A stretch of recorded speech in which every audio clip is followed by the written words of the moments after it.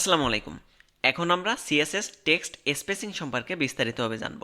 আমরা যখন একটি প্রফেশনাল ওয়েবসাইট তৈরি করি তখন টেক্সট স্পেসিং এর উপর আমাদের বেশ কিছু কাজ করার প্রয়োজন পড়ে। কারণ একটি টেক্সট কোথা থেকে শুরু হবে বা টেক্সটের প্রতিটা ক্যারেক্টার বা অক্ষর কতটুকু স্পেস নেবে, অথবা প্রতিটা লাইন কতটুকু স্পেস নেবে, অথবা প্রতিটা ওয়ার্ড কতটুকু স্পেস নেবে, এইগুলো যখন সঠিকভাবে নির্ধারণ করে দেওয়া হয় তখন সেই ওয়েবসাইটের কন্টেন্টগুলো দেখতে অনেক সুন্দর লাগে। এখন আমরা সিএসএস এর মাধ্যমে এই টেক্সটের স্পেসগুলো কী করে দেওয়া যায় সেই সম্পর্কে বিস্তারিতভাবে জানবো এবং টেক্সট স্পেসিং প্রপার্টিগুলো সম্পর্কে বিস্তারিতভাবে জানবো। তো চলুন শুরু করা যাক। এখানে এইচটিএমএল এর ভিতর একটি পি ট্যাগ নেওয়া আছে। স্টাইল ডট সিএসএস এ এসে আমি পি ট্যাগটাকে সিলেক্ট করে নিলাম। এখন সর্বপ্রথম আমরা টেক্সট ইন্ডেন্ট সম্পর্কে বিস্তারিতভাবে জানবো। টেক্সট ইন্ডেন্ট হলো এই যে দেখুন এখানে যে টেক্সটটা শুরু করলাম তার আগে যে স্পেসটা নিলাম এটাই হলো টেক্সট ইন্ডেন্ট, অর্থাৎ টেক্সটের লাইন শুরু করার আগে আসলে কোথা থেকে শুরু করব সেটি নির্দিষ্ট করে দেওয়া। যেমন এই টেক্সটটার আগে আসলে কতটুকু স্পেস নিবে বা জায়গা নিবে সেটি নির্দিষ্ট করে দেয় হলো টেক্সট ইন্ডেন্ট। যেমন আমি এখানে 100 পিক্সেল দিয়ে দিলাম, যার ফলে দেখুন এখানে 100 পিক্সেল জায়গা নিয়ে নিছে। আমি যদি এখানে এরকম 30 পিক্সেল দিয়ে দিতাম তাহলে দেখুন এইখানে টেক্সটটা শুরু করার আগে 30 পিক্সেল জায়গা নিয়ে নিছে। এটি হলো টেক্সট ইন্ডেন্ট।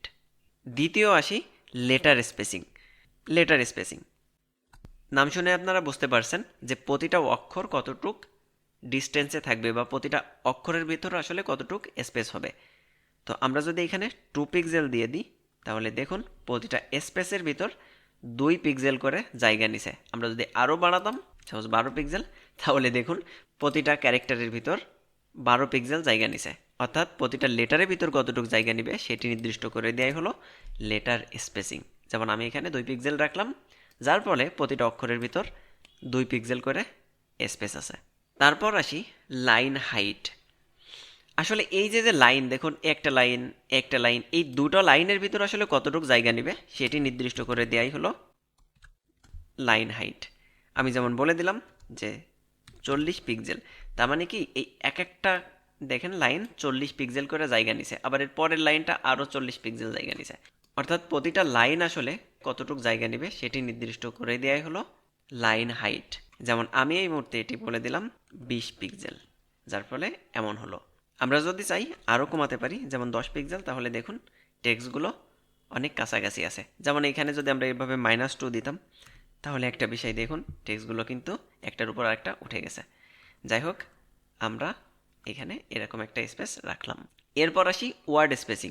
দেখুন এই যে ওয়ার্ড, একটা ওয়ার্ডের থেকে আরেকটা ওয়ার্ড, এই প্রতিটা ওয়ার্ড বা শব্দের দূরত্ব কতটুকু হবে এটি নির্দিষ্ট করে দেওয়া হলো ওয়ার্ড স্পেসিং।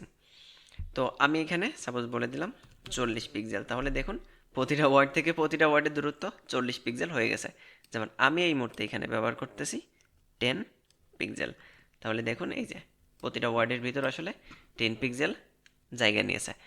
আমি এখানে সব কিছু কমাই, যেমন এটা করে দিলাম 1 পিক্সেল, লাইন হাইট 20 পিক্সেলই থাক এবং এটা করে দিলাম 5 পিক্সেল। ব্যাস, এমন একটা টেক্সট হয়ে গেল।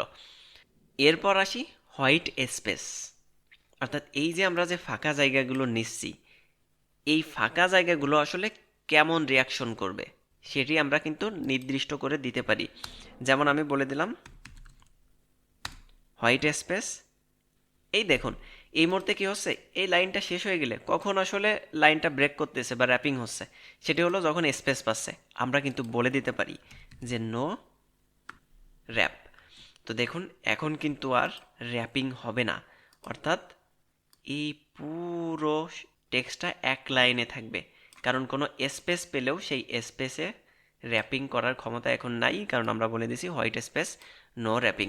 বাই ডিফল্টভাবে এটাই থাকে র্যাপিং। অর্থাৎ আমার যদি লাইন শেষ হয়ে যায়, ডিসপ্লেতে আর নতুন ওয়ার্ড না ঢোকাতে পারে, তাহলে র্যাপিং হয়ে নিচের লাইনে দেখাই।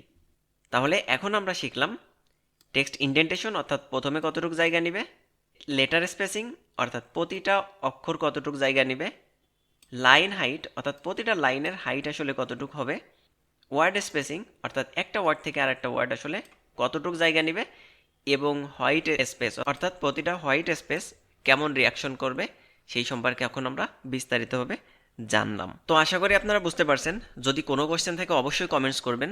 পরবর্তী ভিডিওতে আমরা বক্স শ্যাডো সম্পর্কে বিস্তারিতভাবে আলোচনা করব, অর্থাৎ কোনো একটি কন্টেন্টের কি করে শ্যাডো দেওয়া যায় সেই সম্পর্কে আমরা বিস্তারিতভাবে আলোচনা করব। তো সেই পর্যন্ত সবাই ভালো থাকবেন। আল্লাহ হাফেজ।